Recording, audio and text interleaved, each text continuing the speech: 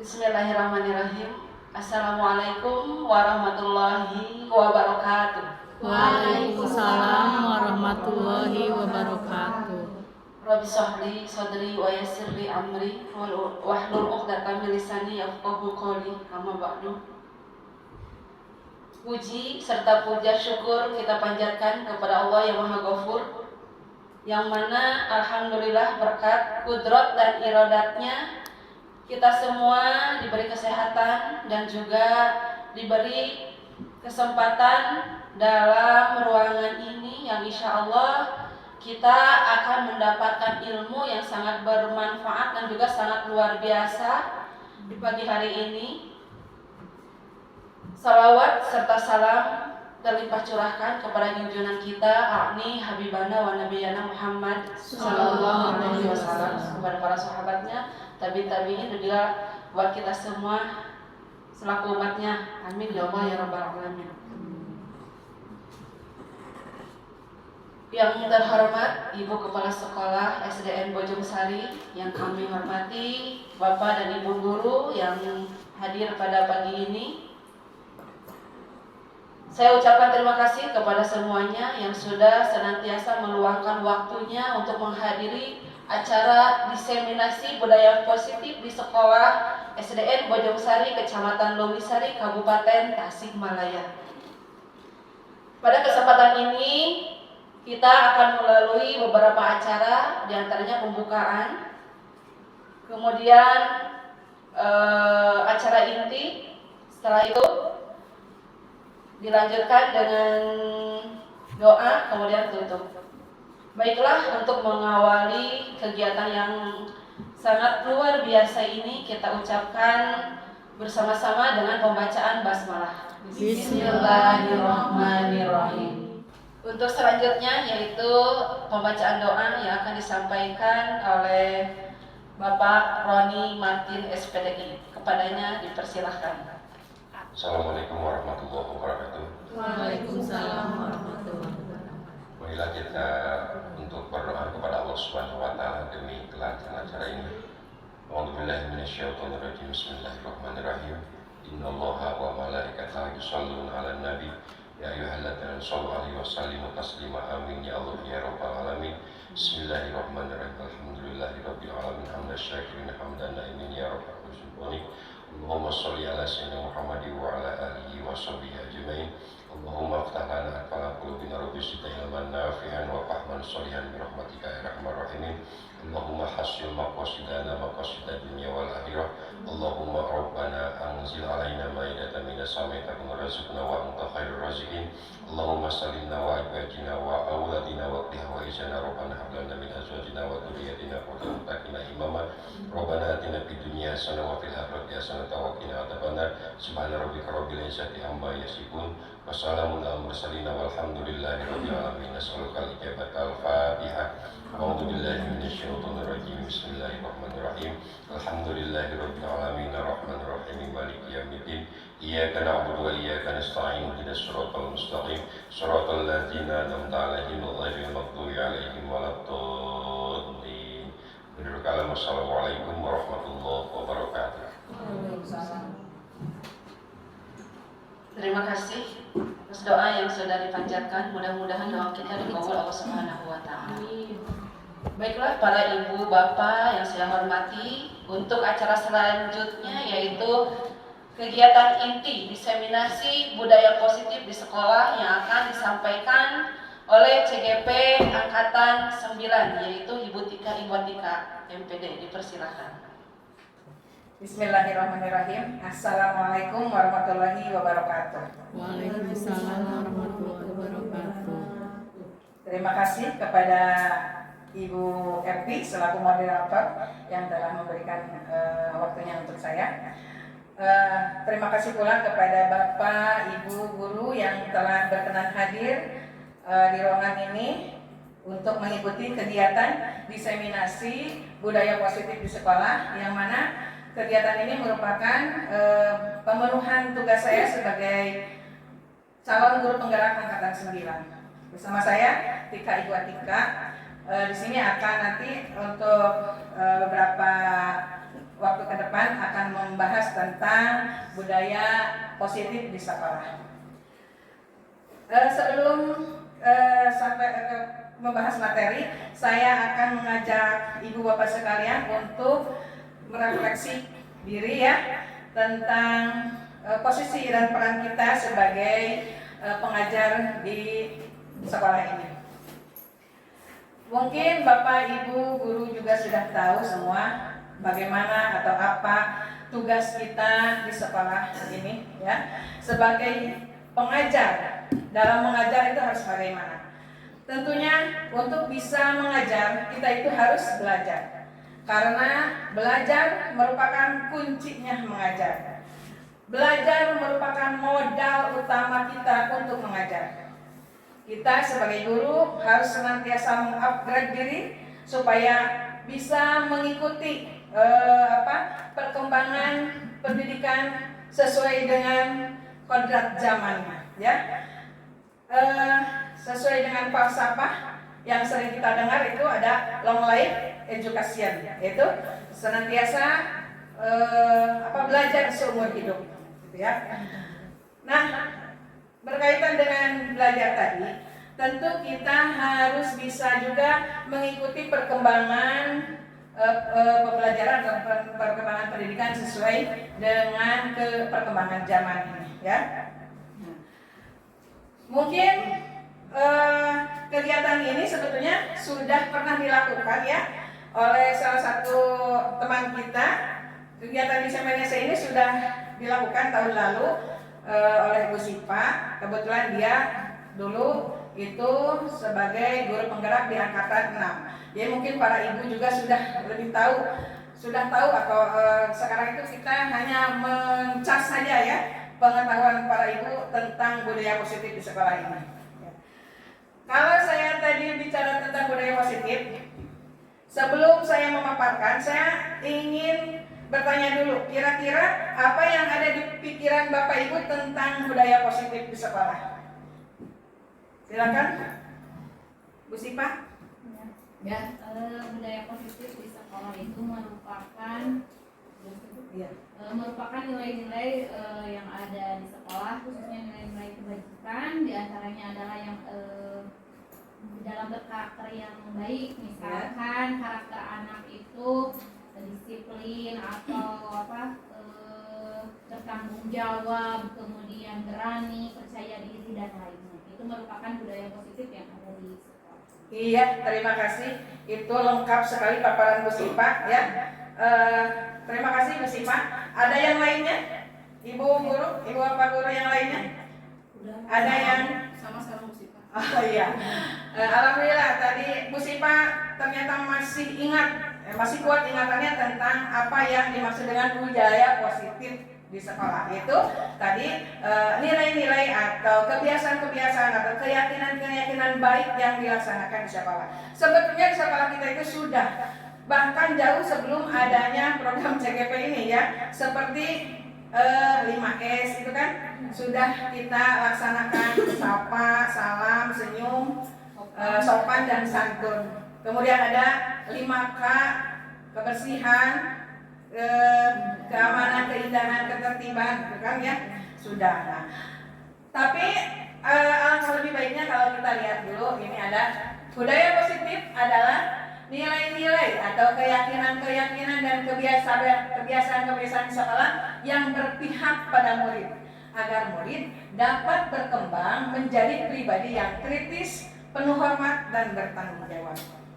Nah, selanjutnya hal ini sejalan dengan tujuan pendidikan menurut Ki Hajar Dewantara, yaitu menuntun anak dengan segala kodrat yang ada agar mereka dapat mencapai keselamatan dan kebahagiaan baik sebagai manusia maupun sebagai anggota masyarakat. Jadi budaya-budaya positif atau keyakinan-keyakinan positif, kebiasaan-kebiasaan positif itu dilaksanakan oleh anak-anak kita, oleh murid-murid kita itu agar nantinya mereka bisa menjadi mencapai keselamatan dan kebahagiaan baik sebagai manusia, sebagai individu atau sebagai anggota masyarakat. Sebagai pendidik, kita diibaratkan seperti petani yang menebarkan benih padi atau menebarkan benih jagung ke sawah yang digarapnya. Di mana murid diibaratkan benih padi yang memerlukan perawatan, memerlukan pupuk, memerlukan siraman air supaya bisa tumbuh dengan subur. Kemudian Bapak Tani juga harus bisa menggarap sawahnya, lahannya supaya menjadi lahan yang gembur. Demikian pula dengan kita harus bisa menciptakan atau menjadikan sekolah itu yang diibaratkan sawahnya. Sawah itu kan diibaratkan sekolah yang dipakai untuk tempat belajar siswa. Jadi siswa itu merasa nyaman, merasa aman untuk belajar di sekolah yang di tempat belajarnya itu. Nah ini Ki Hajar Dewantara mengibaratkan peran pendidik seperti seorang petani atau tukang kebun. Anak-anak itu seperti biji tumbuhan yang disemai dan ditanam oleh Pak Tani atau tukang kebun di lahan yang telah disediakan. Anak-anak itu bagaikan bulir-bulir jagung yang ditanam. Bila biji jagung ditempatkan di tanah yang subur dengan mendapatkan sinar matahari dan pengairan yang baik, maka meskipun biji jagung adalah bibit jagung yang kurang baik atau kurang berkualitas, tapi dapat tumbuh dengan baik karena perhatian dan perawatan dari Pak Tani. Mungkin kita juga kalau di sekolah, anak-anak yang tadinya malas, jika kondisinya nyaman, aman, menyenangkan, itu akan timbul motivasinya untuk menjadi lebih rajin dan lebih giat belajarnya. Nah, untuk itu kita harus bisa menciptakan bagaimana kebiasaan-kebiasaan baik dan kondisi-kondisi di sekolah yang bisa membuat anak itu betah, dan sehingga kewajiban kita sebagai guru untuk menciptakan lingkungan dan budaya yang positif demi terselenggaranya pendidikan yang baik. Selanjutnya ada pembelajaran dengan paradigma baru, di mana saat ini kita memasuki kurikulum merdeka. Ya, pembelajaran dengan paradigma baru merupakan pembelajaran yang dirancang berdasarkan prinsip pembelajaran berdiferensiasi, sehingga para peserta didik belajar sesuai kebutuhannya berdasarkan tahap perkembangan sesuai teori psikologi modern untuk mewujudkan profil pelajar Pancasila. Nah, jadi sesuai dengan filosofi Ki Hajar Dewantara bahwa pembelajaran itu atau pendidikan itu harus berpusat pada murid, harus menjadikan murid itu senang, aman, harus menjadi yang utama untuk sebagai subjek pembelajaran. Ya, berdiferensi artinya anak itu kan dari berbagai macam kemampuan, berbagai macam latar belakang keluarga, berbagai macam kondisi keluarga. Nah itu, jadi tetap pihak sekolah itu atau kita sebagai pendidik itu harus bisa menjadikan anak itu mempunyai karakter untuk mewujudkan profil pelajar Pancasila. Lanjut, di mana profil pelajar Pancasila itu terdiri dari 6 dimensi, diantaranya 1. Beriman dan bertakwa kepada Allah Subhanahu wa Ta'ala dan berakhlak mulia. Artinya anak itu harus berakhlak, beragama, akhlak pribadi, akhlak kepada manusia, akhlak kepada alam, dan akhlak bernegara. Kemudian yang kedua, anak itu harus mandiri, artinya mempunyai kesadaran dari dalam diri sendiri untuk melaksanakan kewajiban-kewajiban yang diembannya sebagai manusia. Nah, yang ketiga, gotong royong. Profil yang dimensi yang ketiga itu gotong royong, artinya anak itu harus bisa bekerja sama, berkolaborasi, dan peduli serta berbagi dengan yang lainnya. Selanjutnya, anak itu harus berkebinekaan global, artinya bisa mengikuti perkembangan zaman sesuai dengan globalisasi yang terjadi saat ini. Jadi harus terus-menerus bisa mengikuti perubahan zaman. Selanjutnya, anak itu harus kreatif.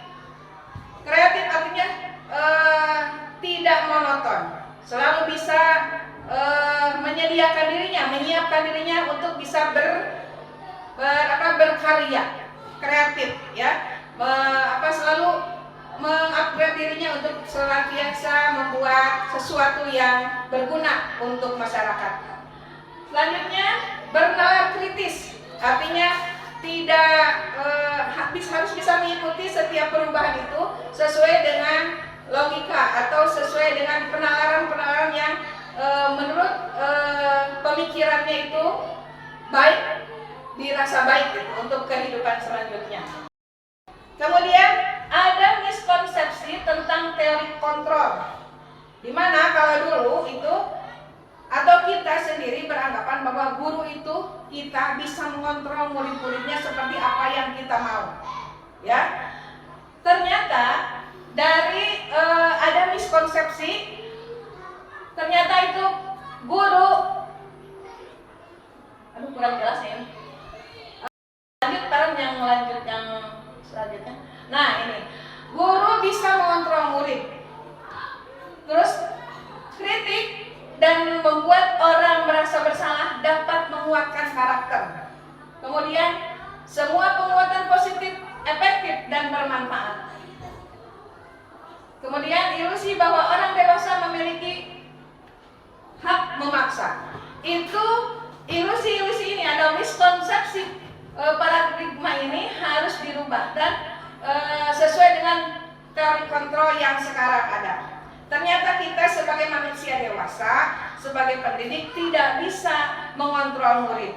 Tetap murid itu harus bisa mengontrol dirinya sesuai dengan keinginan dirinya dan keinginan hatinya. Ya. Kemudian kritik dan saran itu bisa membuat orang merasa bersalah dan menguatkan karakter. Ternyata itu juga miskonsepsi, sesuatu yang dianggap salah sekarang itu, ya. Bahwa kritik itu harus bisa membangun untuk menguatkan dirinya. Semua penguatan positif, efektif, dan bermanfaat. Kemudian ada orang dewasa memiliki hak memaksa. Itu semua adalah miskonsepsi tentang perubahan paradigma teori kontrol. Lanjut. Kemudian ada lagi stimulus respon, ternyata berlawanan dengan teori kontrol, ya. Pandangan ini tentang dunia. Kalau pada stimulus respon, realitas kebutuhan kita itu sama. Ternyata menurut teori kontrol, realitas atau kebutuhan kita itu berbeda. Yang kedua, semua orang melihat hal yang sama. Ternyata menurut teori kontrol, setiap orang itu memiliki gambaran yang berbeda. Selanjutnya, kita mencoba mengubah orang agar berpandangan sama dengan kita.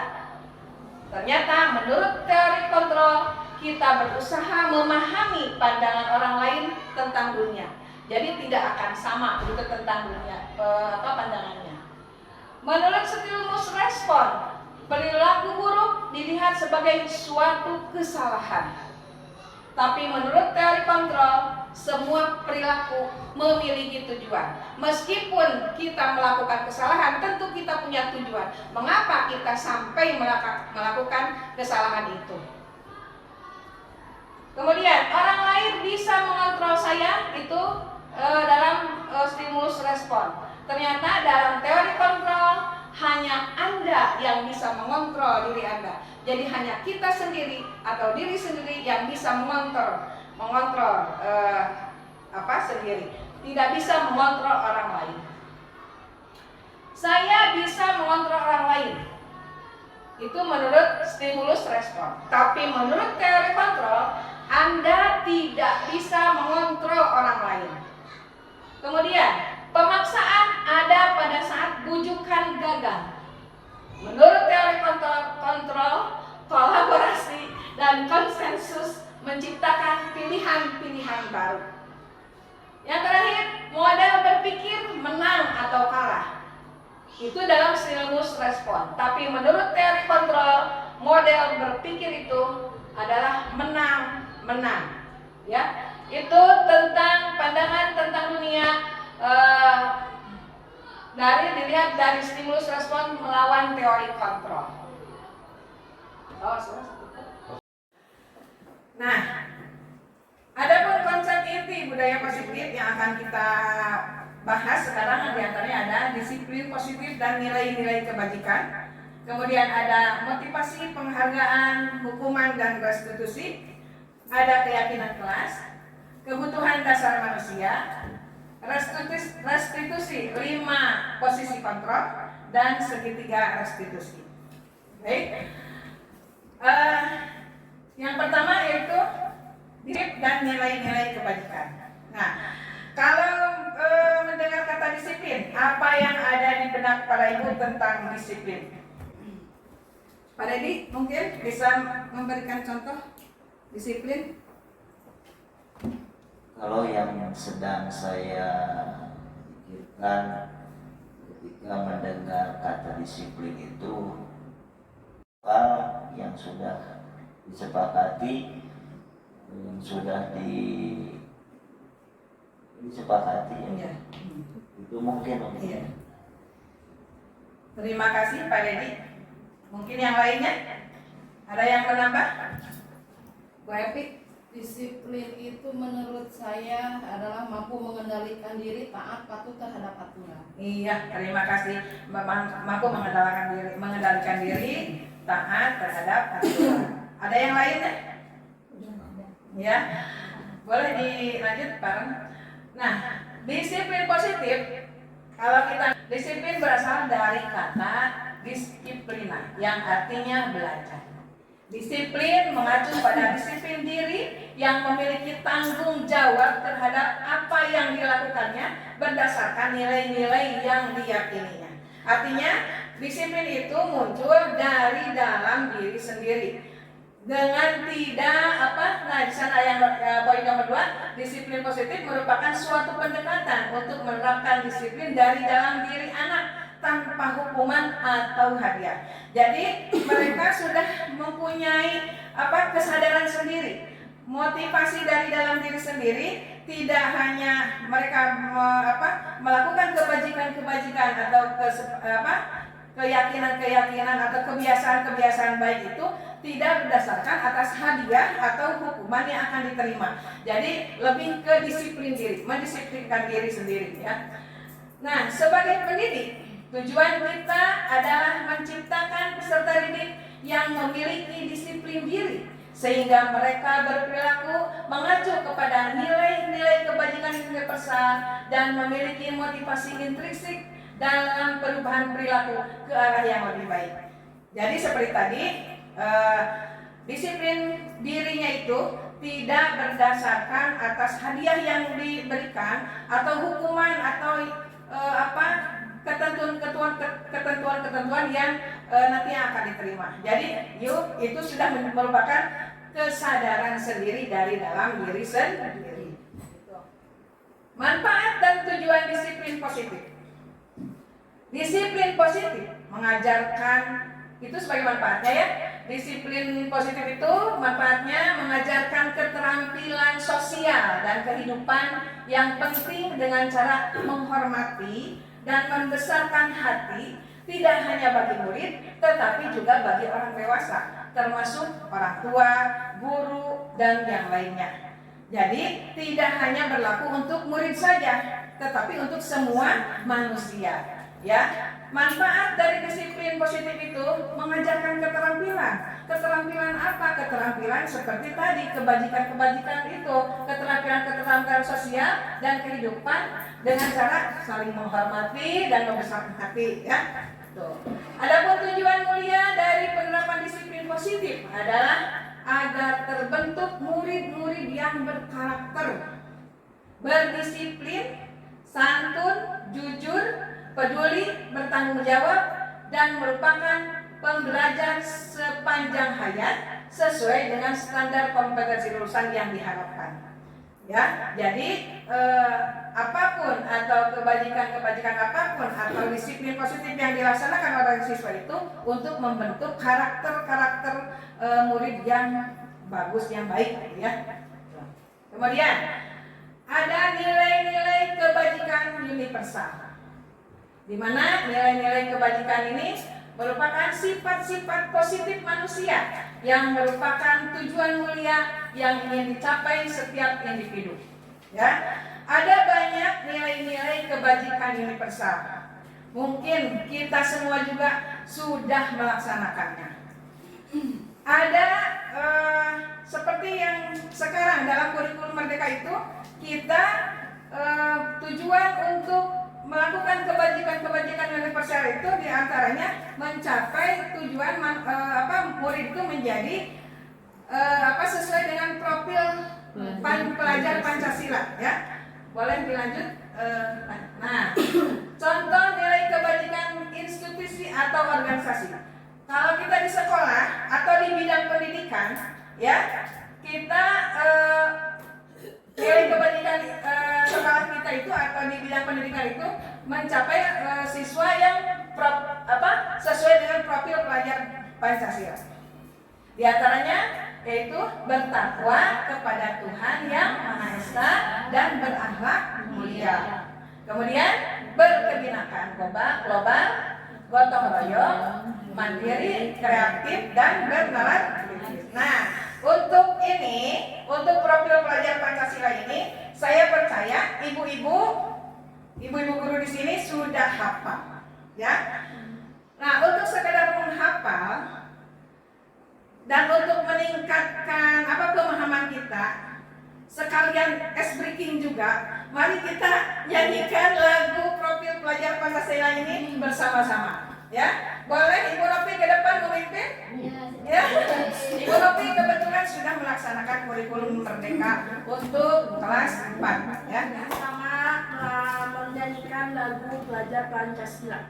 Pelajar Pancasila beriman dan bertakwa pada Tuhan yang Esa dan berakhlak mulia, berkebinekaan global, gotong royong mandiri, kreatif dan bernalar kritis. Ya, terima kasih Bu Novi. Tepuk tangan untuk kita semua, ya. Jadi itu salah satu untuk menghafalkan profil 6 dimensi yang ada di dalam profil pelajar Pancasila. Ini mutlak harus dapat dicapai oleh kita sebagai pendidik, ya. Kemudian ada organisasi PYP, Primary Years Program. Di antaranya nilai-nilai kebajikan dari PYP ini adalah toleransi, rasa hormat, integritas, mandiri, menghargai, antusias, empati, keingintahuan, kreativitas, kerjasama, percaya diri, dan komitmen. Gitu, ya. Kemudian ada lagi keterampilan hidup. Di antaranya dapat dipercaya, lurus hati, menjadi pendengar yang aktif, tidak merendahkan orang lain, dan memberikan yang terbaik dari diri kita. Itu keterampilan hidup yang sebagai contoh nilai-nilai kebajikan. Ya, lanjut. Nah, sekarang lanjut ke teori motivasi, penghargaan, hukuman, konsekuensi, dan restitusi. Sebelum lanjut, saya akan mencoba bertanya, kira-kira yang dimaksud dengan motivasi itu apa? Bu Nining, ya silakan. Mungkin motivasi itu adalah suatu dorongan yang timbul untuk melakukan sesuatu. Iya, terima kasih. Menurut Bu Nining, motivasi itu adalah dorongan atau dukungan untuk melakukan sesuatu. Ya, boleh, siapa lagi? Ibu? Ya. Sama itu memberikan motivasi, Ya. misalnya seperti olahraga. Ya. Coba olahraga voli harus dikasih ini hadiahnya tadi, Iya. seperti itu motivasinya. Iya. supaya anak itu bisa melaksanakan dengan benar Ya, semangat ya. Terima kasih itu di bidang olahraga karena kebetulan Ibu Haji ini sebagai guru olahraga, jadi beliau mencontohkannya di bidang olahraga. Jadi untuk memotivasi atau memberikan dukungan agar anak-anak itu semakin semangat dalam berolahraga. Ya. Kemudian siapa lagi? Ada yang menambahkan? Ya, Bu Nopi. Serangkaian sikap atau nilai-nilai yang mempengaruhi individu. Iya, serangkaian sikap yang mempengaruhi perilaku individu. Iya, boleh itu. Mencapai tujuan. Dalam mencapai tujuan. Iya. Apakah hanya anak-anak yang membutuhkan motivasi atau dorongan? Tidak. Bahkan kita sendiri kadang perlu ya. Ada yang berbagai motivasi, berbagai dukungan, atau kita melakukan pembelajaran atau menjadi pendidik ini kan berbagai motivasi ya. Ada dorongan baik dari dalam atau dari luar diri kita untuk kita bisa melakukan pembelajaran. Ya. Lanjut Pak.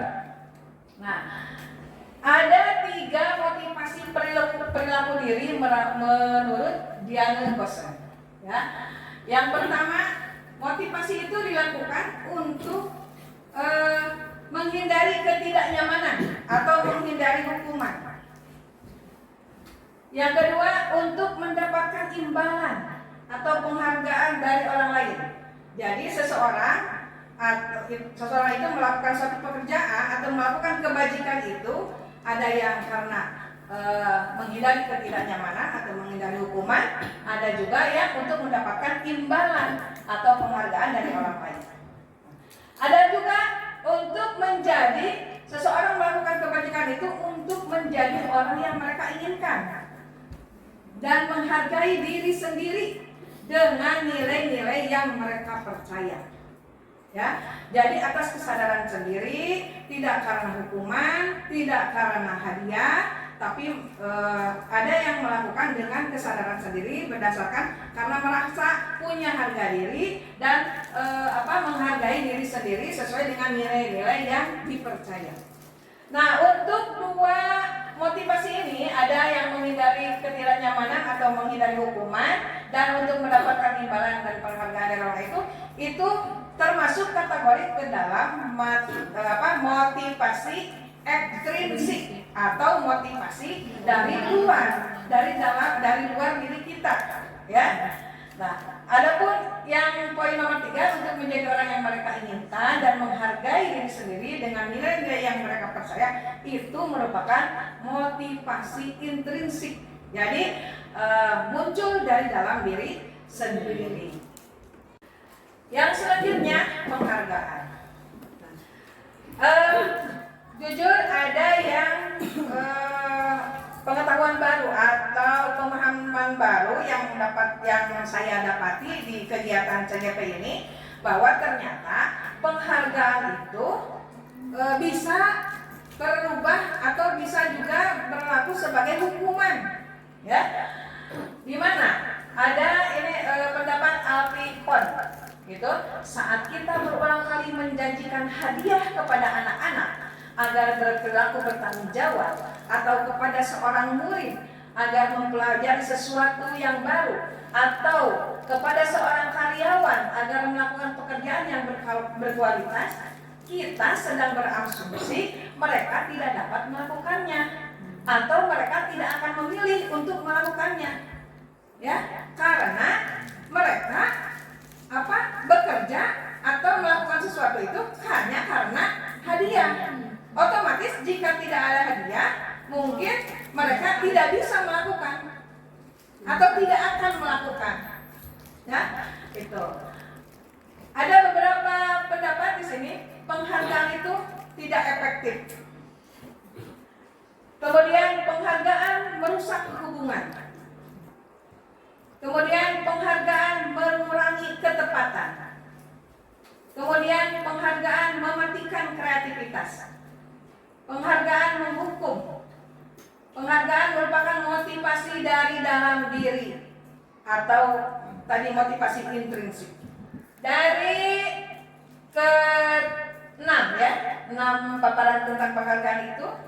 Mungkin ada yang sudah paham atau ada yang belum paham, silakan. Ya, Kang Yapi. Berdasarkan dari apa yang tadi yang baru saya lihat ini, itu ada penghargaan menghukum.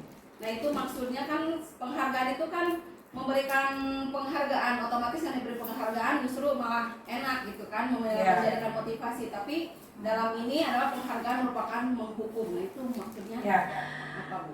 Iya. Penghargaan itu ternyata bisa menjadi hukuman atau penghargaan menghukum itu. Contohnya misalnya dalam sistem ranking di sekolah ya, anak yang nomor 1 ranking ke-1 itu mungkin menjadi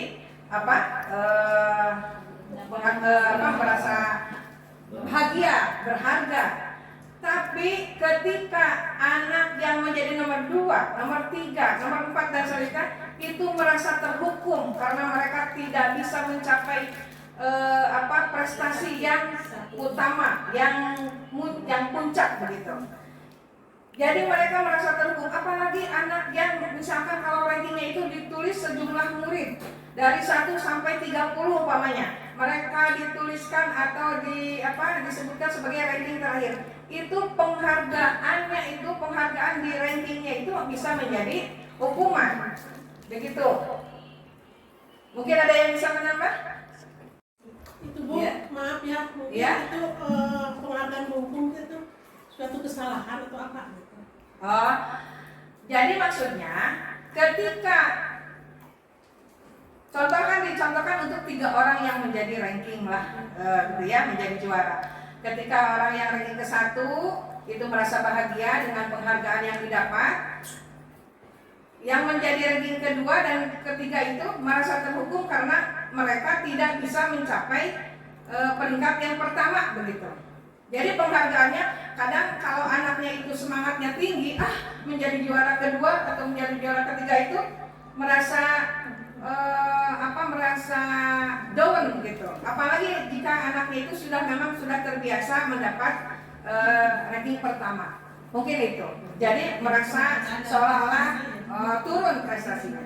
Penghargaan dalam prestasi. Iya, Pak. Bahkan mungkin untuk anak yang mendapatkan ranking pertama juga itu mungkin terjadi hukuman terhadap dirinya, dia, karena mungkin itu kan beban lah.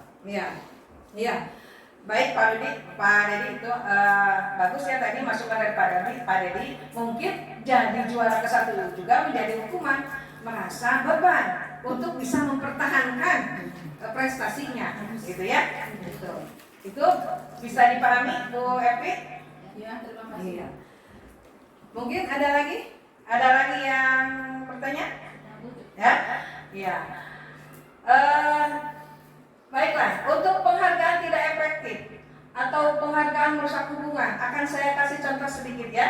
Penghargaan tidak efektif itu akan menjadi tidak efektif ketika segala sesuatu yang dilakukan oleh anak itu selalu dihargai, diburuhan gitu ya, selalu diberi imbalan ya.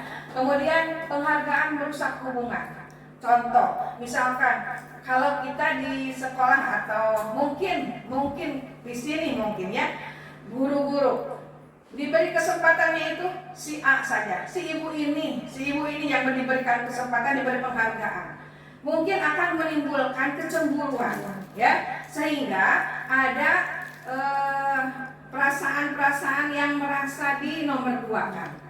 Itu mungkin yang dimaksud dengan penghargaan merusak hubungan. Kemudian penghargaan mengurangi ketepatan, ya, karena dengan menghargai itu akan menjadi tidak tepat begitu diberikan. Kemudian penghargaan sebagai motivasi dari dalam diri. Nah ini mungkin yang positifnya ini. Ketika penghargaan menjadi motivasi dari dalam diri untuk misalnya anak menjadi ranking pertama, diberikan hadiah atau diberikan hadiah baik orang tuanya atau dari sekolah, itu bisa memacu semangatnya untuk menjadi atau untuk mempertahankan dan bahkan meningkatkan prestasi ya. Nah, itu Saya tadi bilang, saya juga di kegiatan ini baru tahu bahwa penghargaan itu ternyata bisa menjadi hukuman. Selanjutnya ada hukuman. Nah, bagaimana dengan hukuman, konsekuensi dan restitusi? Ya. Kalau hukuman sifatnya tidak terencana dan tiba-tiba. Kemudian murid tidak tahu apa yang akan terjadi dan tidak dilibatkan. Kemudian bersifat satu arah berupa hukuman fisik atau psikis. Contoh, atau barangkali ada yang bisa memberikan contoh, ya? Seperti anak-anak di kelas, Ya, tiba-tiba anak itu berkelahi, ya, terus ada yang jatuh, misalkan Ya. ada yang sakit. Nah itu kan bisa hukuman juga, bisa berencana. Tidak diberencanakan kan, tiba-tiba ke kelas langsung berkelahi, kan itu anak tidak berencana dari rumahnya ya. untuk berkelahi. Nah, kemudian Kemudian itu Diberikan? bisa diberi hukuman. Iya. Bagus tadi contoh. Contoh dari Bu Haji sebagai guru olahraga, tiba-tiba ada anak kan tidak direncanakan masuk sekolah kemudian berantem. Nah, kemudian kita sebagai guru tiba-tiba saja memberikan hukuman, ya. Atau ada di sekolah, di kelas yang lain ada anak yang kesiangan, tiba-tiba langsung diberikan, ya, di push up ya, kata diberi hukuman push up, harus push up 10 kali. Atau ada anak yang tidak melakukan piket kelas, kemudian disuruh membersihkan toilet, gitu ya. Nah itu, jadi hukumannya itu secara tiba-tiba, anaknya juga tidak tahu akan dihukum, begitu ya, akan diberi tugas, akan diberi sanksi. Satu arah terjadi, bersifat satu arah. Ya karena dia murid itu atau mungkin orang dewasa juga ya, tiba-tiba satu arah hanya melaksanakan hukuman yang diberikan. Ya hukumannya bisa berupa fisik, bisa, atau barangkali kalau di rumah juga kan ke anak, kadang kalau anaknya bandel dicubit, dijewer, gitu ya. Nah, itu. Atau berupa psikis. Kalau di sekolah mungkin tadi disuruh push up atau lari. psikis itu dipermalukan dengan kata-kata, ya, dikatakan dengan kata-kata yang tidak baik, begitu. Bahkan bisa menurunkan membuat down harga diri, percaya diri anak itu menurun. Yang kedua, konsekuensi. Kalau konsekuensi itu sifatnya terencana, disepakati sesuai aturan. Kemudian murid tetap dibuat tidak nyaman dan sikap guru selalu memonitor murid. Contohnya, Pak Dedi mungkin bisa memberikan contoh untuk konsekuensi atau yang lain? Ya? Contohnya ketika anak misalkan menyenggol meja, kemudian ada air minum, Ya. kemudian anak tersebut membersihkan atau mengelap bekas tumpahan Ya. air tersebut. Nah itu merupakan konsekuensinya.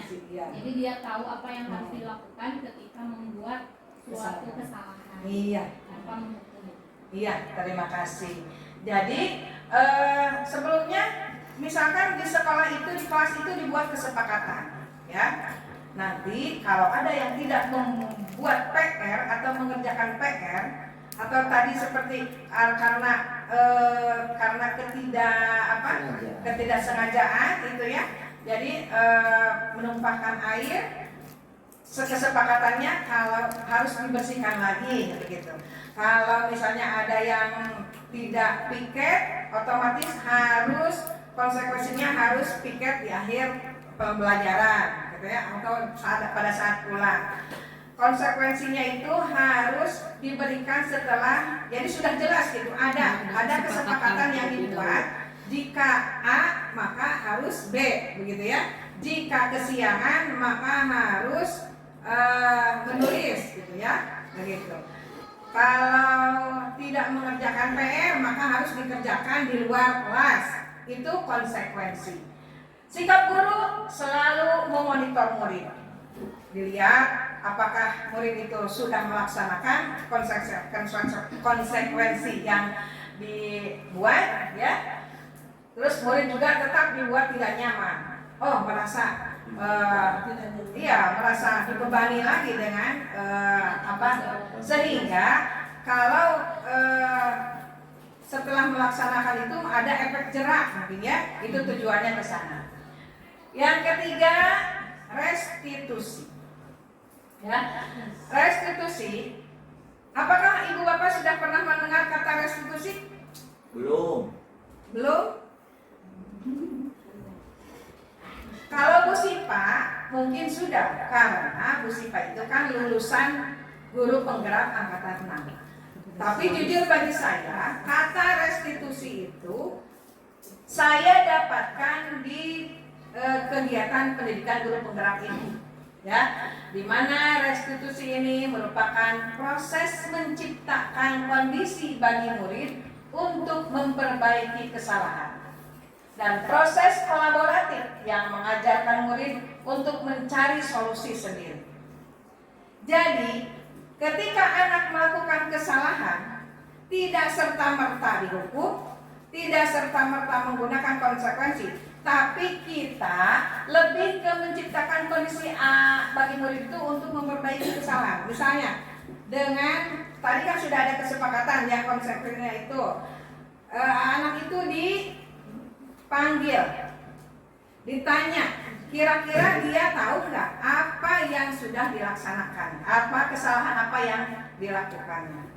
Kemudian setelah itu biarkan anak melakukan sadar sendiri tentang apa yang kesalahan yang dilakukannya.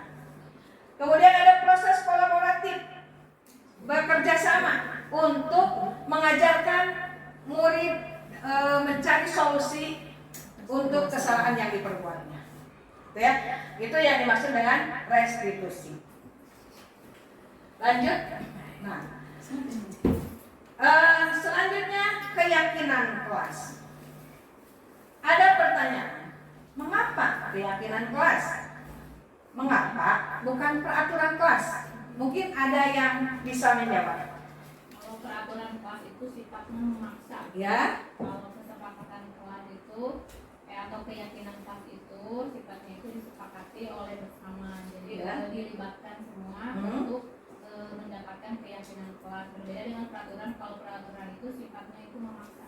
Iya. Terima kasih. Ada yang mau menambah? Ya. Jadi betul tadi. Kalau peraturan itu dibuat seolah-olah kita harus turut akan peraturan itu. Berbeda dengan keyakinan. Tadi kata Musipa, kalau peraturan itu bersifat memaksa, mau tidak mau harus dilaksanakan. Tapi kalau keyakinan adalah merupakan tadi kesepakatan yang dibuat, keyakinan-keyakinan yang dibuat untuk sebagai dorongan dari dalam diri sendiri, ya, memotivasi secara intrinsik, ya. Jadi seseorang akan lebih tergerak dan bersemangat untuk menjalankan keyakinannya itu daripada hanya sekedar mengikuti serangkaian peraturan. Misalkan masuk ke kelas pukul 7. Karena kesadaran sendiri datang ke sekolah pukul 6.30 begitu. Tidak karena peraturan yang ada, tapi karena ada kesadaran sendiri. Ya, tuh. Lanjut ke pembentukan keyakinan kelas. Pembentukan keyakinan kelas bersifat abstrak, berupa pernyataan universal, dibuat dalam pernyataan positif, sedikit saja agar mudah diingat. Artinya apa ini? Jadi ketika seorang guru ingin membuat keyakinan kelas, ya, diminta, jadi seluruh siswa itu diminta untuk menuliskan apa yang dia mau untuk aturan untuk keyakinan kelasnya.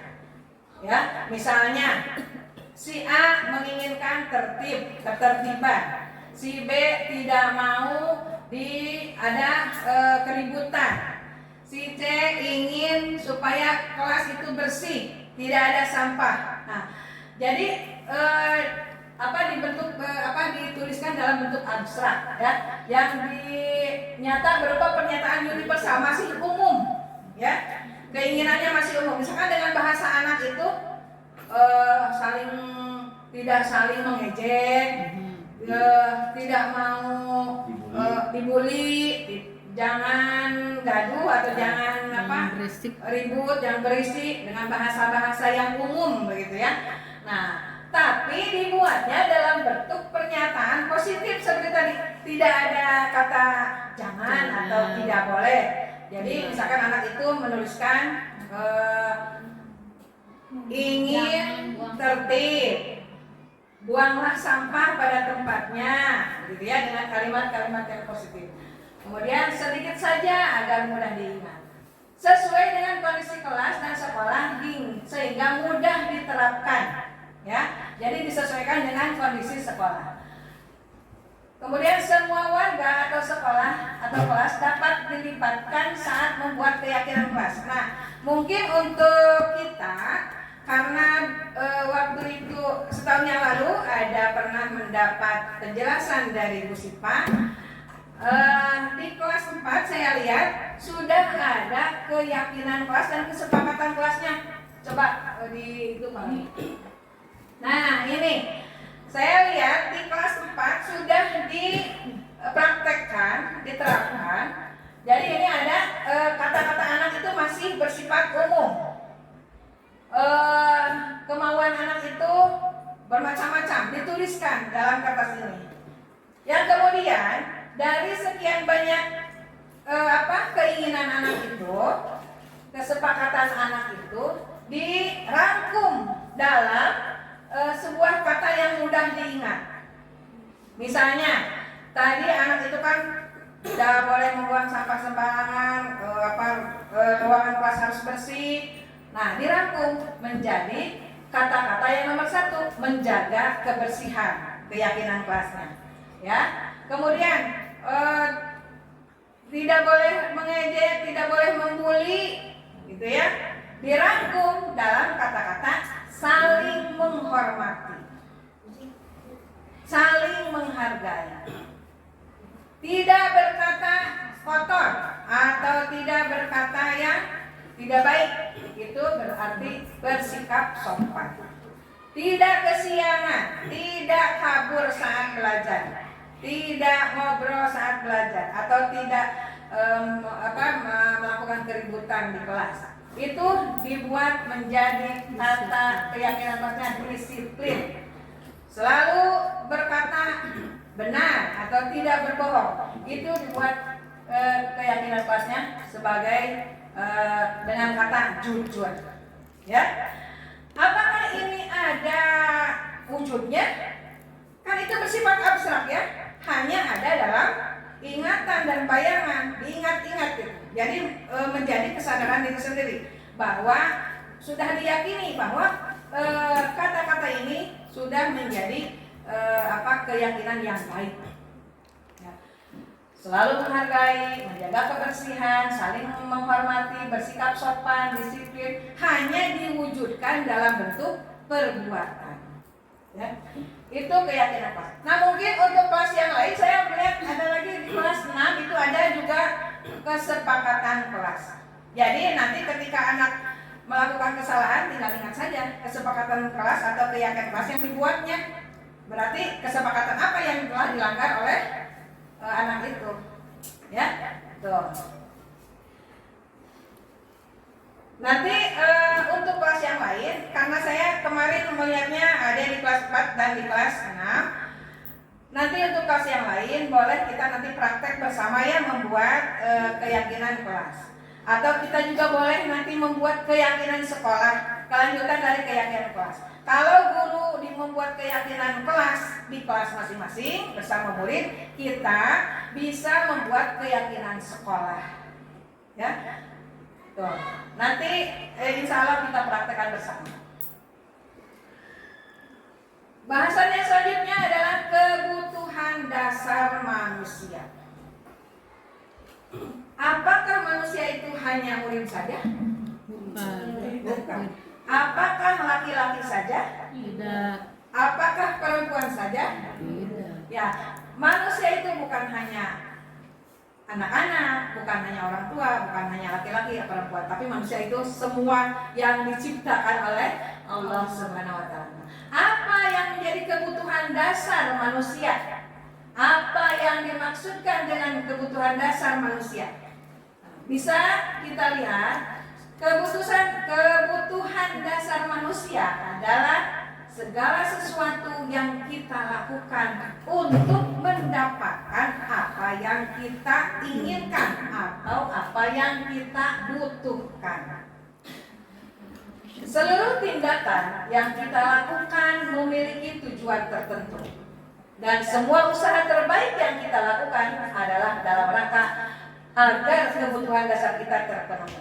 Seperti kita mengajar, kita menjadi pendidik, tentu kita mempunyai tujuan tertentu.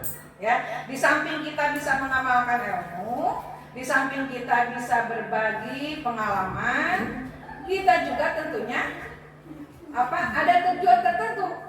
Contohnya kalau kita mendapatkan gaji, itu kan bisa mencukupi kebutuhan hidup kita.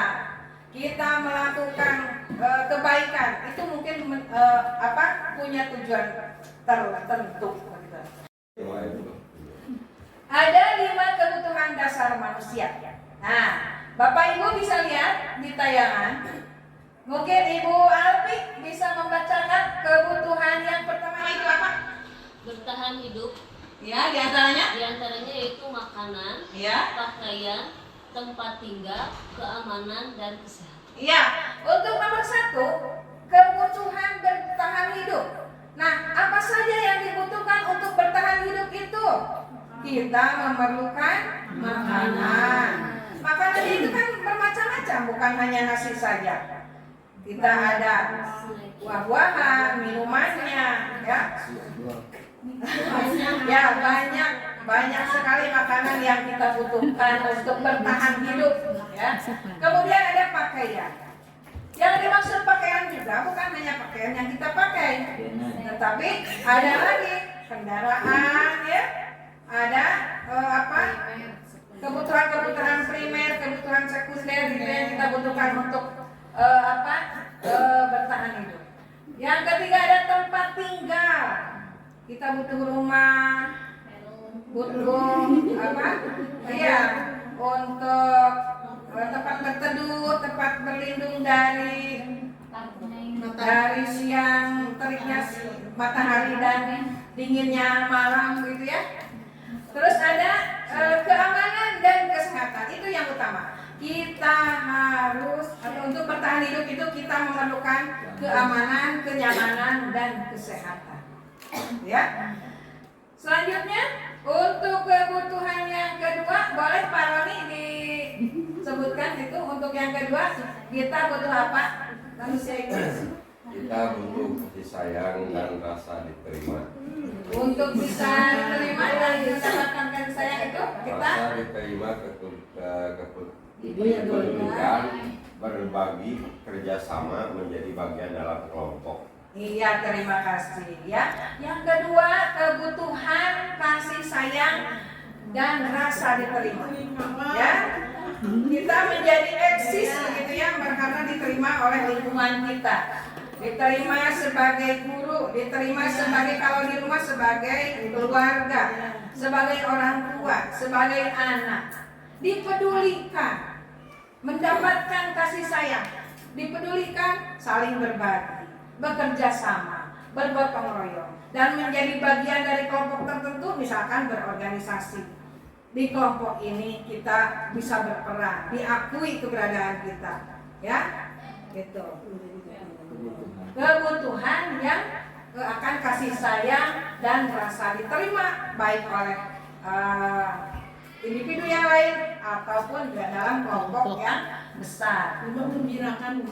Iya, jadi kita akan merasa keberadaan kita itu diterima, eksistensi kita itu, ya, baik di masyarakat ada yang butuh kasih sayang suami, ya, kasih sayang anak, kasih sayang seorang istri ya para. Itu merupakan kebutuhan dasar manusia. Selanjutnya ada yang ketiga, boleh Bu Nini?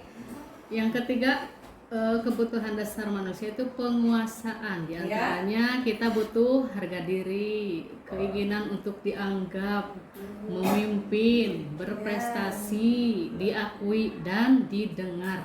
Iya, terima kasih Bu Nini. Kita butuh penguasaan. Penguasaan sebagai apa? Kita merasa punya harga diri, ya, untuk dianggap oleh orang lain. Keinginan untuk dianggap, oh kita sebagai guru ini di masyarakat dianggap, kadang kita itu diperlukan untuk kegiatan apa di luar ya, itu karena kita dianggap oleh masyarakat. Kemudian ada kebutuhan untuk memimpin, untuk menjadi pemimpin, ya. Apalagi kita sebagai guru itu sebagai pemimpin pembelajaran. Kemudian kebutuhan untuk berprestasi, ya. Berprestasi dalam arti kita mungkin saja karena tidak ada kesempatan, tidak diberi kesempatan, prestasi itu tidak diraih. Contoh misalkan, kalau di satu sekolah ada kegiatan lomba, yang ditunjuk itu hanya itu tidak berdasarkan seleksi begitu ya. Tiba-tiba ditunjuk saja. Itu lagi. Itu mungkin yang lainnya itu merasa tidak dibutuhkan. Sementara kebutuhan manusia itu untuk bisa berprestasi, diakui pendapatnya, didengar pendapatnya, itu merupakan suatu kebutuhan.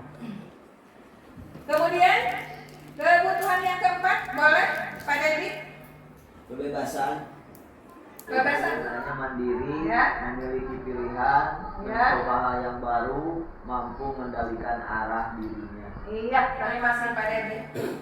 Kita butuh mandiri, melakukan dengan sesuai dengan isi hati kita, keinginan kita. Memiliki pilihan hati, ya. Memiliki ingin mencoba hal-hal yang baru dan mampu mengendalikan arah diri kemana keinginan hati kita untuk melangkah begitu. Itu kebutuhan mendapatkan kebebasan. Selanjutnya yang kelima, boleh Bu Novi? Kesenangan. Ya. Bermain, Ya. antusiasme dan tertawa. Iya. Kita kadang dengan teman kan jangan terlalu kaku ya.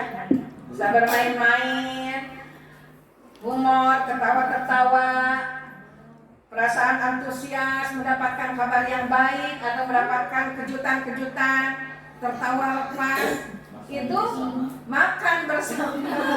Nasi padang. Iya, nasi padangnya nanti ya. Itu adanya nasi bakar. Kita nanti itu merupakan kebutuhan kita sebagai manusia, kebutuhan dasar kita.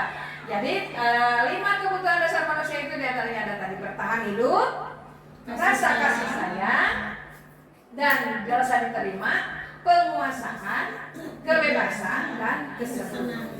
Itu untuk kebutuhan dasar manusia. Selanjutnya, seperti tadi ada restitusi. Itu adalah berkolaborasi untuk mencari solusi ya.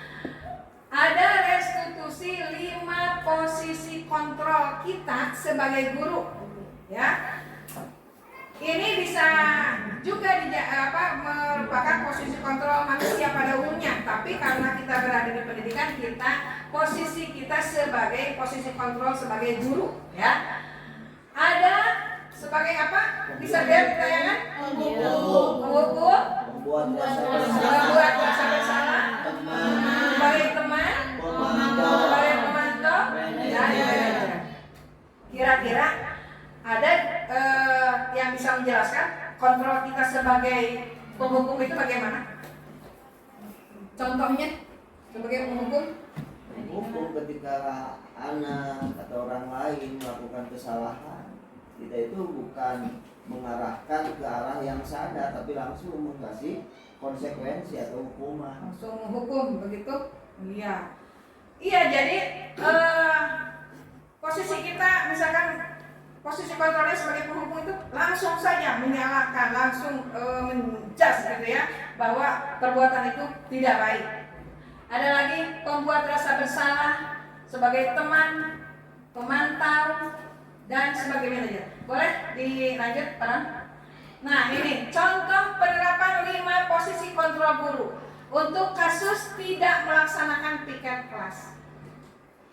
Jika sebagai penghukum, posisi kita sebagai penghukum, anak itu langsung disuruh membersihkan WC selama 1 jam pelajaran, atau disuruh berkeliling lapang, atau disuruh menyapu di halaman.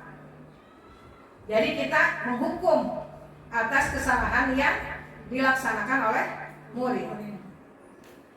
Jika kita, kontrol kita sebagai pembuat merasa bersalah, jadi kita didekati anak itu. Berapa kali ibu harus memberitahu kamu? Kamu selalu mengecewakan ibu. Padahal ibu sudah berulang kali mengatakan bahwa kamu harus mengerjakan PR, atau kamu tidak boleh minggat, harus melaksanakan piket kelas. Itu kan sudah menjadi kesepakatan, misalkan begitu. Itu kalau kita posisinya sebagai pembuat merasa bersalah. Jadi anak itu merasa bersalah dengan tindakannya. Lanjut. Untuk sebagai teman. Nah, bolehkah Bapak Ibu baca? Kalau sebagai teman, kira-kira bagaimana kontrol kita sebagai teman? Bisa? Lebih dekat, lebih dekat. Bisa dilakukan dengan senyum-senyum atau apa, dengan agak humor, diajak ngobrol ya, itu bercanda, ya. Ayo dong, ikuti aturan kelas. Kamu sih tidak melaksanakan piket, gitu ya. Tolong bantu ibu ya. Ya sudah, tidak apa-apa. Lain kali kamu harus melaksanakan piket kelas ya, karena sudah menjadi kewajiban kita semua. Ayo sana main, misalkan gitu ya. Jadi kita memposisikan diri sebagai teman untuk murid kita. Selanjutnya ada sebagai pemantau. Kita guru kontrolnya sebagai pemantau. Contoh, kamu sudah melanggar aturan kelas. Kamu tahu konsekuensinya? Ya, jadi dikembalikan lagi kepada anak. Pada saat istirahat nanti kamu menyapu ruang kelas ini ya. Jadi memantau, melihat apa yang aturan yang sudah dilanggar oleh anak itu dan memberitahukan konsekuensinya. Itu sebagai pemantau. Selanjutnya, posisi kita sebagai manajer, posisi kontrol sebagai manajer. Nah, kalau sebagai manajer, kira-kira bagaimana sikap kita? Ya? Manajer, kan dari manajer itu kita tidak menjudge anak, ya. tapi lebih ke memperbaiki perilaku anak. Iya. Jadi lebih mengetahui letak-letak misalkan ada kesalahannya. Jadi di posisi yang paling bagus itu menurut saya itu ada di posisi manajer. Iya bagus. Betul tadi. Jadi posisi yang paling tinggi itu kita berada di posisi manajer. Artinya kita tidak langsung menyalahkan, ya, tidak langsung menghukum, tidak langsung juga memberikan sanksi itu, tapi kita mencari tahu dulu mengapa dia melakukan kesalahan itu, ya. Terus ditanya lagi, kira-kira apa solusinya untuk memperbaiki kesalahan yang telah dibuat itu. Artinya kita tidak langsung memberi hukuman, tidak juga sebagai pemantau, tapi lebih kita menyadarkan anak, menyadarkan murid akan kesalahan yang telah dia perbuat dan memberikan kembali solusinya, mengembalikan kembali kepada anak. Itu dan posisi sebagai manajer itu adalah posisi yang paling baik untuk kita sebagai pendidik atau pengajar. Iya. Lanjut. Nah, setelah tadi mempelajari tentang 5 posisi kontrol, kira-kira kita berada di posisi mana? Pak Deddy, kira-kira penghukum. Apa pengalaman Pak Deddy dalam menghukum sebagai penghukum? Ketika anak kesiangan, saya pernah melakukan, ayo jangan dulu masuk kelas, bersihkan dulu halaman. Iya. Yang lainnya ada yang sebagai penghukum? Kalau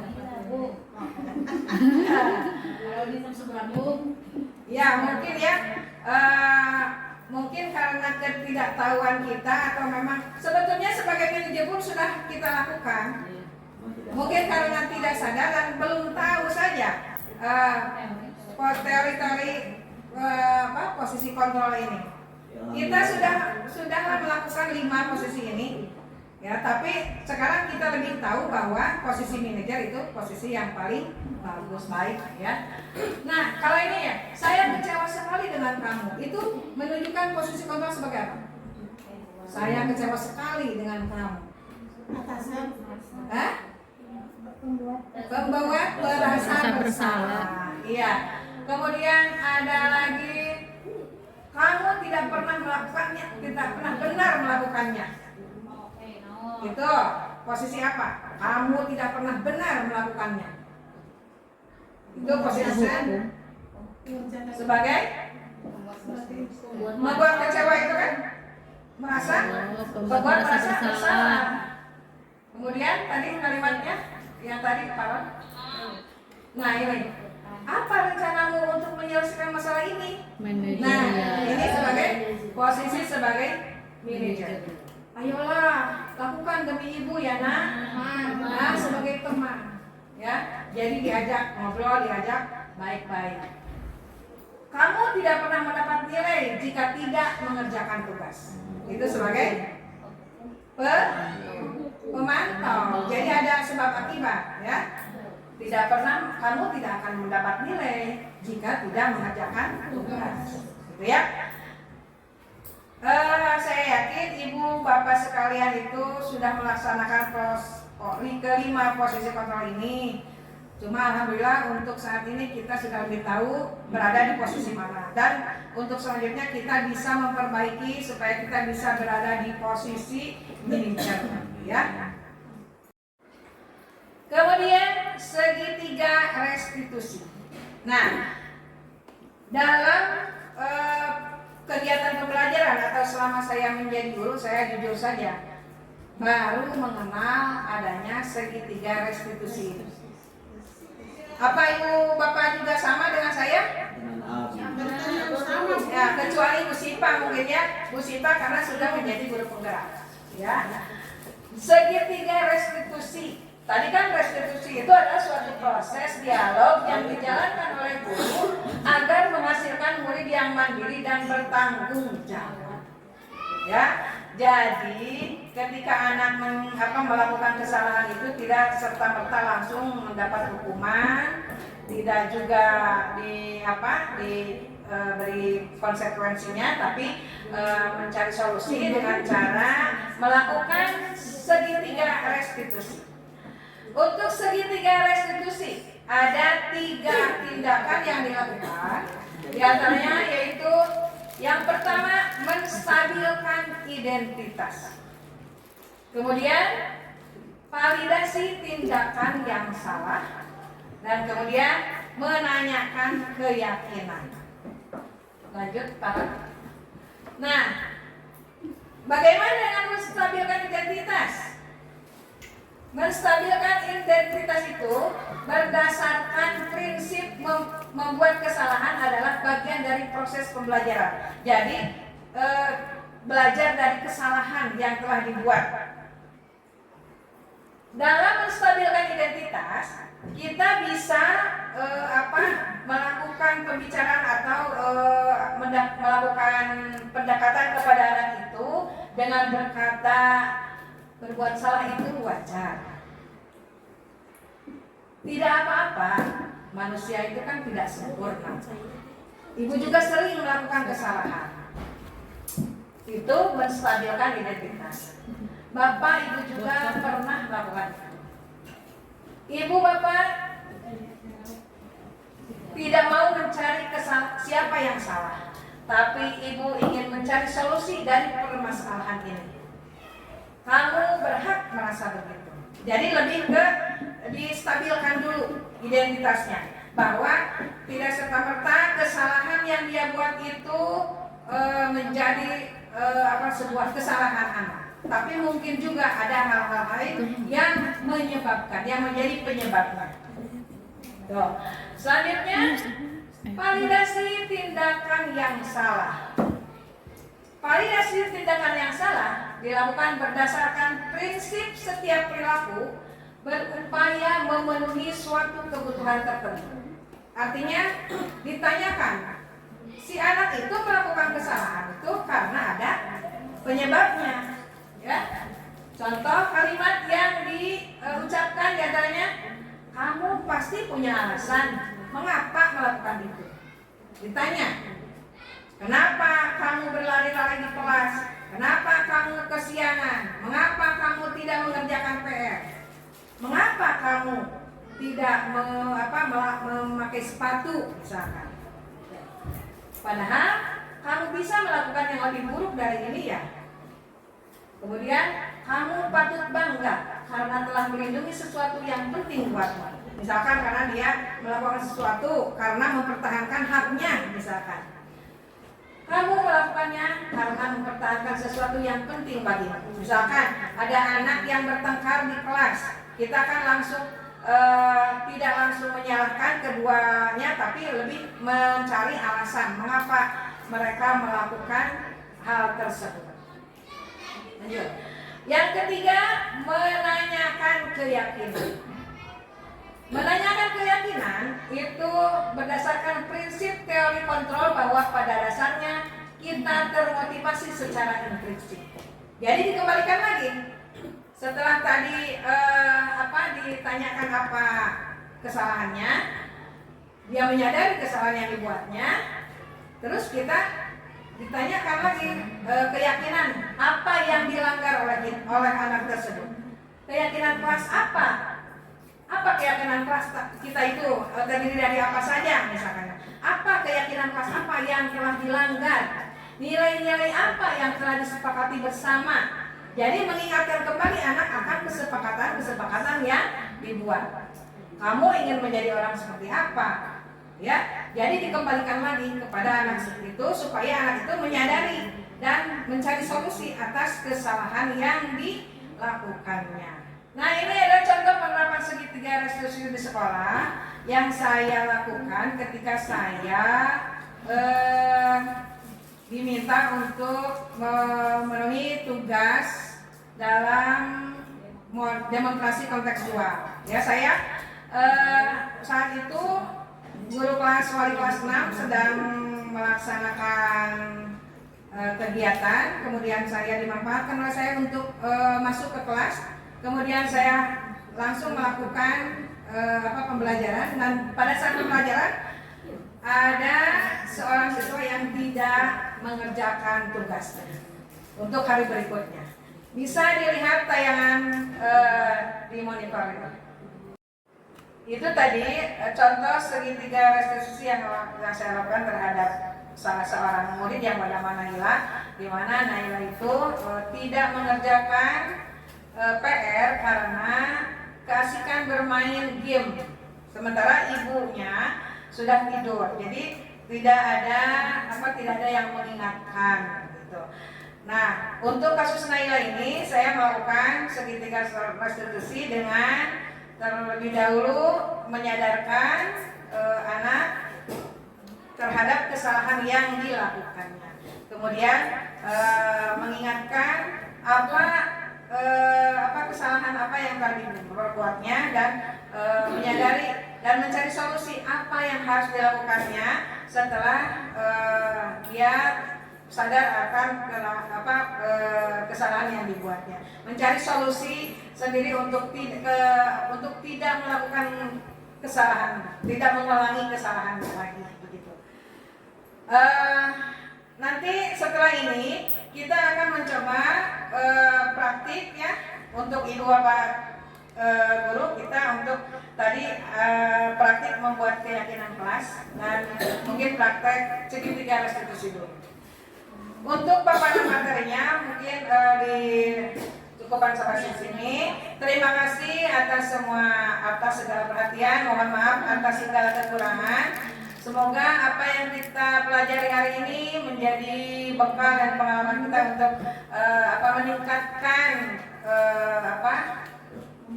meningkatkan kompetensi kita di sekolah. Demikian, assalamualaikum warahmatullahi wabarakatuh.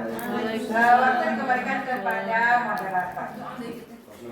Ya, terima kasih kepada Ibu yang sudah memberikan ilmunya tentang diseminasi budaya positif ya di sekolah.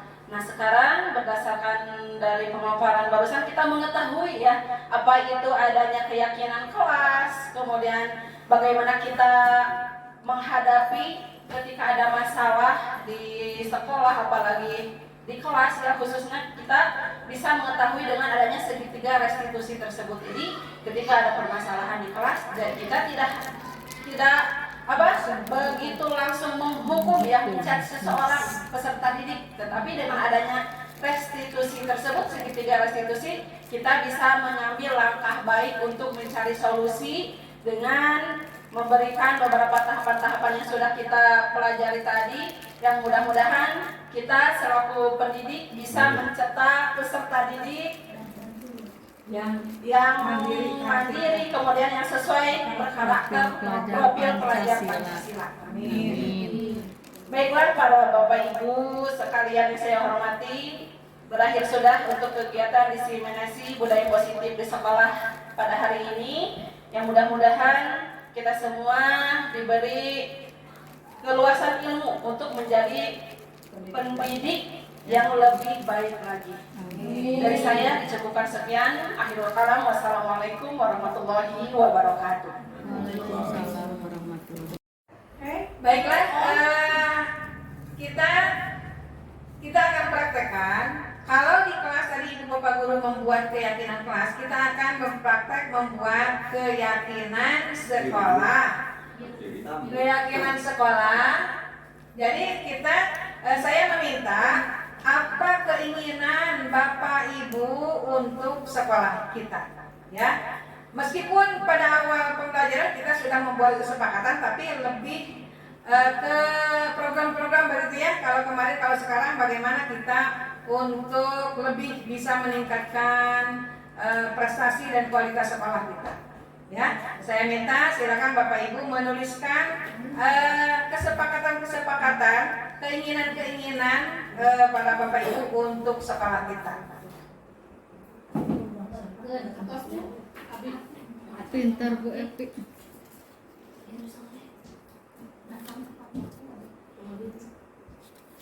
Sering makan ya Kak. Kebaikan.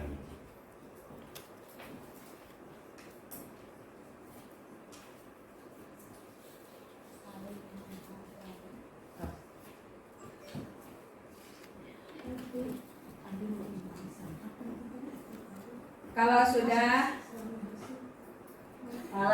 sudah bisa ditempel di mana? Tadi di dinding saja ya, di sini ya.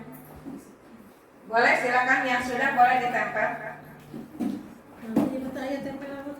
Ditempel ya Bu? Ya, langsung. Mana lagi? Ya, boleh ditempel di sana.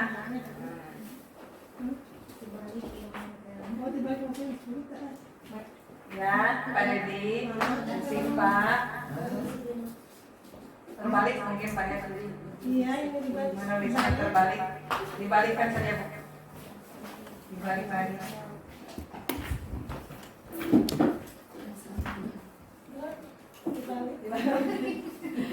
Tulis lagi Bu. Tulis lagi, nggak apa-apa. Terus saya tuh dia mau kembali. Ya. Ada?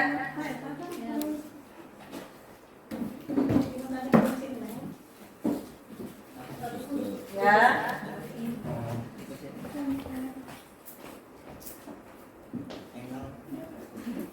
Ya. Sudah semuanya? Ini belum.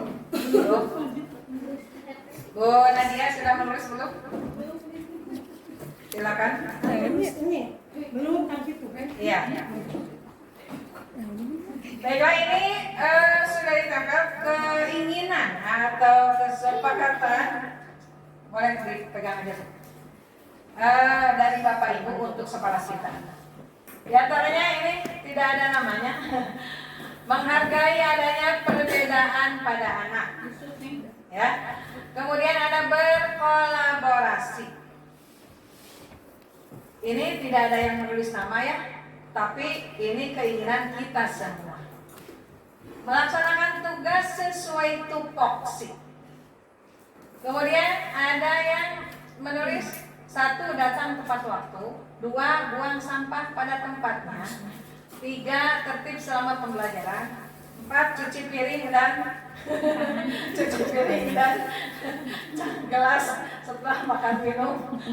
Kemudian datang dan pulang tepat waktu, saling berbagi praktik baik tentang kegiatan pembelajaran, kemudian saling menghargai, membuang sampah pada tempatnya, lebih disiplin di sekolah dan saling menghargai.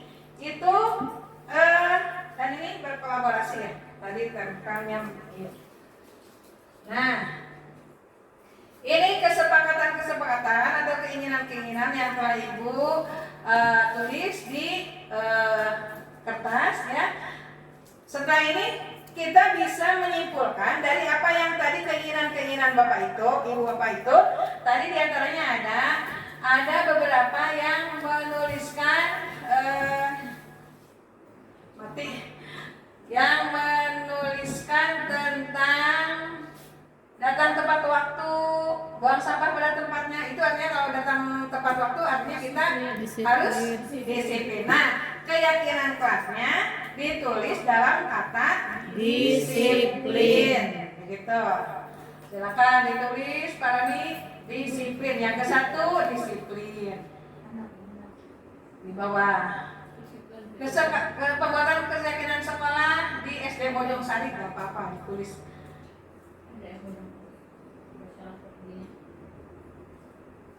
Terlalu besar. Bojong Sari ya. Yang pertama tadi disepakati disiplin. Kemudian ada bekerja sesuai tupoksi. Artinya kita dan saling menghargai itu bisa masuk ke saling menghormati, saling menghargai tentang tupoksi masing-masing begitu ya. Berarti kata-katanya saling menghargai. Bekerja sama, ada tadi yang menuliskan bekerja sama? Itu artinya berkolaborasi. Saling menghargai. Yang ketiga berkolaborasi. Alhamdulillah, menurut saya kolaborasi di sekolah ini sudah bagus. Tinggal kita bisa lebih meningkatkan bentuk kerjasama kita ke hal-hal yang lainnya. Kemudian ada tadi saling berbagi praktik baik. Artinya masuk ke kolaborasi ya. Datang dan pulang tepat waktu itu masuk di disiplin. Kemudian buang sampah pada tempatnya, artinya kita harus menjaga kebersihan. Menjaga kebersihan. 4. Menjaga kebersihan. Kemudian ada menghargai adanya perbedaan. Itu ke toleransi ya, toleransi.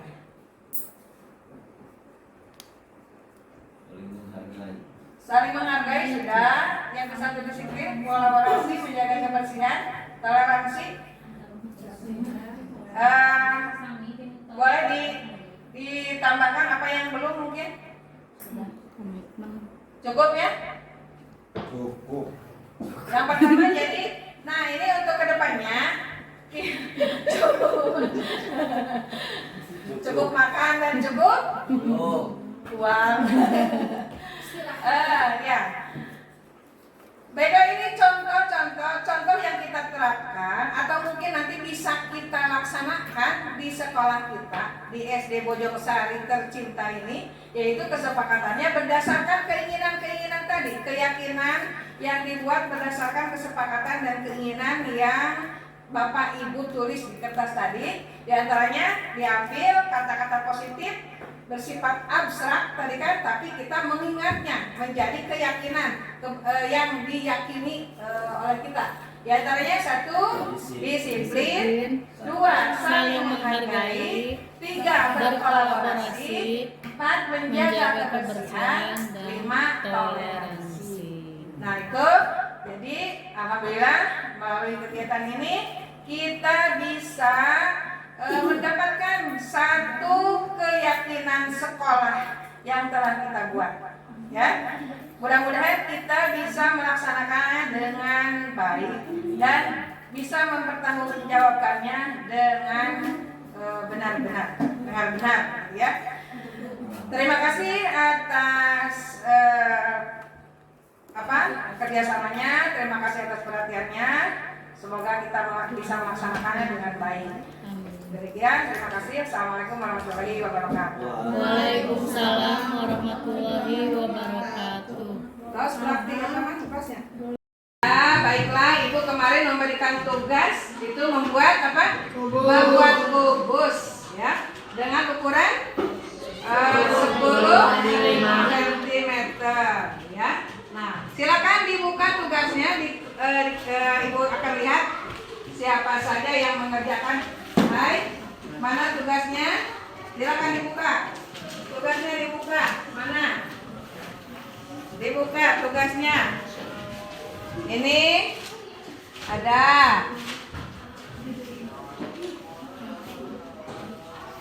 Ada yang tidak mengerjakan?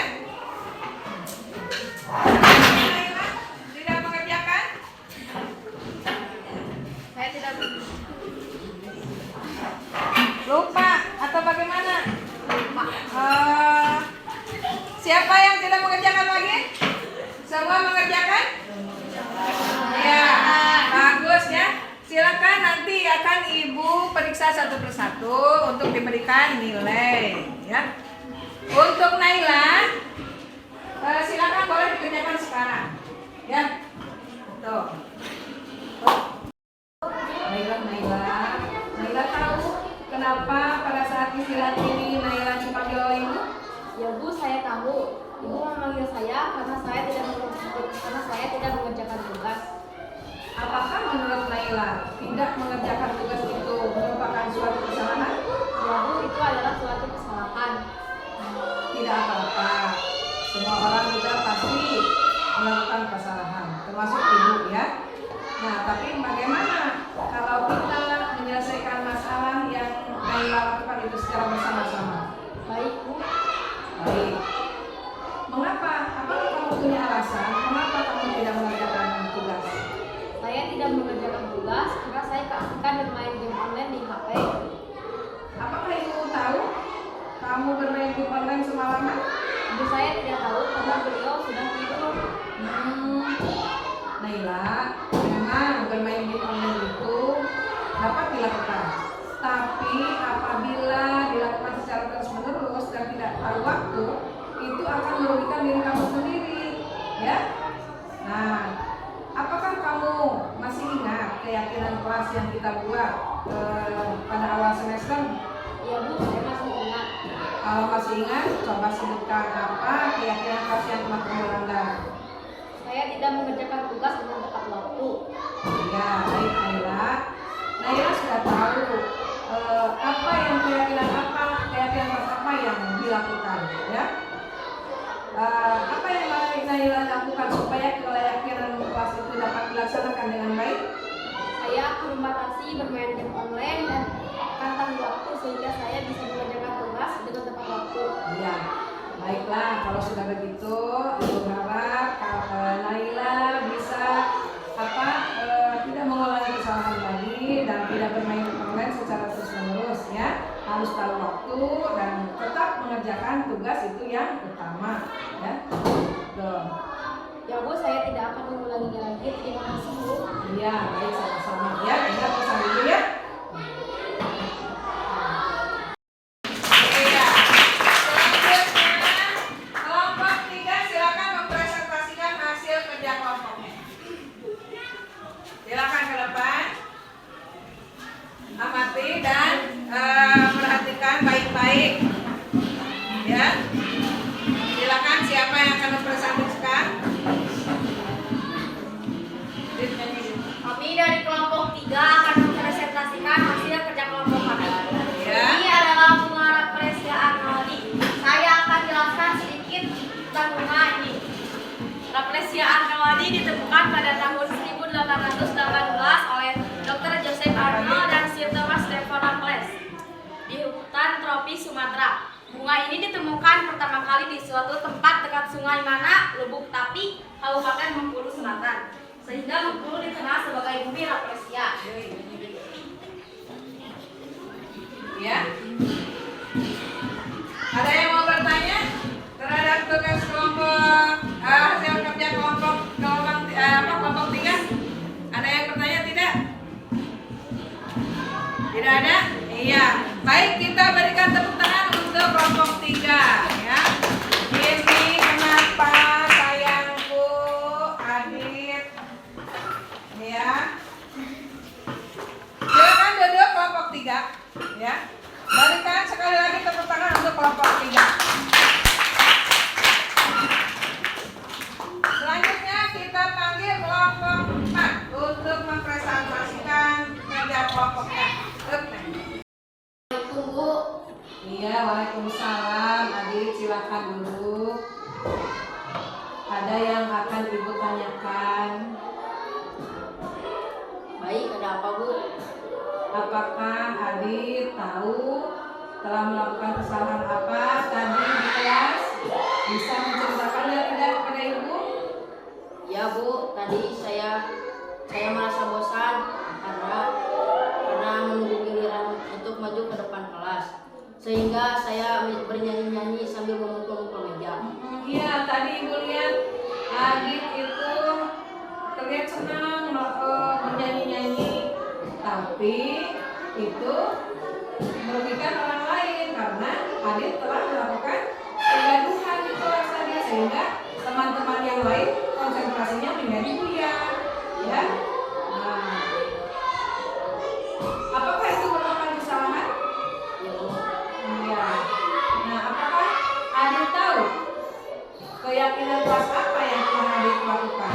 Tidak menghargai teman dan tidak menghormati guru, Ya. teman yang sedang Iya. Apakah tidak menghormati teman dan menghargai teman itu merupakan kesalahan? Ya Bu. Nah, tapi kamu tadi sudah mendapatkan rasa senang, ya.